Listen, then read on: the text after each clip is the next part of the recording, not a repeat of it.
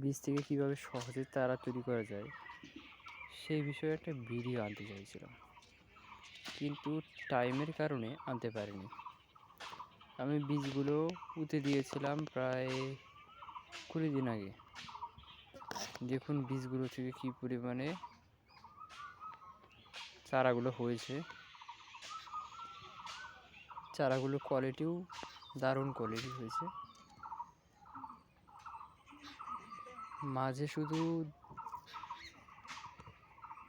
যখন চারাগুলো হয়েছিল 10 দিনের মাথায় একটু গোবর সার দিয়েছিলাম।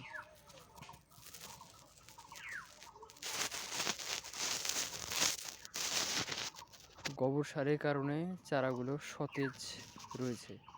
আর আপনি যদি গ্রীষ্মকালে করেন তাহলে সকাল বিকাল জল দিতে হবে, আর বর্ষার সময় হলে তাহলে জল দিতে হবে না।